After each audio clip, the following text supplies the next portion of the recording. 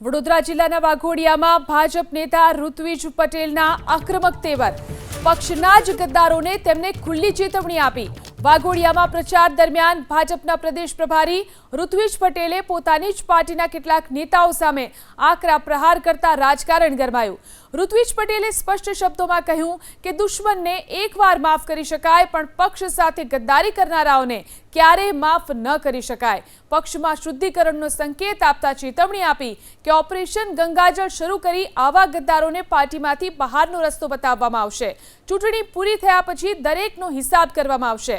ઋત્વિજ પટેલે એવો પણ હુંકાર કર્યો કે અમે સામેથી કોઈને છેડતા નથી, પણ જો કોઈ અમને છેડે તો તેને છોડતા પણ નથી।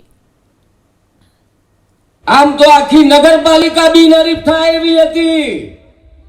તમે કીધું એ પ્રમાણે કોંગ્રેસ તો ક્યાંય છે જ નહીં। કોંગ્રેસીઓ વાઘોડિયામાં બચ્યા નથી, પણ આ તો આપણા જ કેટલાક વિભીષણો હતા કે જેમણે સામે ઉમેદવારો આપવાનું કામ કર્યું છે। નામ શું? સાંભળી લે બધા લોકો જે પક્ષ વિરોધી પ્રવૃત્તિઓ કરી રહ્યા છે, એ ચાહે નિલેશ પુરાણી હોય કે બીજું કોઈ હોય, ચૂંટણીના પરિણામ આવવા દો, એક એકનો હિસાબ લેવાનો છે। એમને એમ કે પાર્ટીને કઈ ખબર નથી પડતી। આ તો લોકશાહી ઢબે ચાલનારી પાર્ટી છીએ, લોકશાહીમાં માનનારા લોકો છીએ। અમારા સંસ્કાર અમને રોકે છે, બાકી અમે કોઈને છેડતા નથી, અને કોઈ અમને છેડે તો એને છોડતા પણ નથી।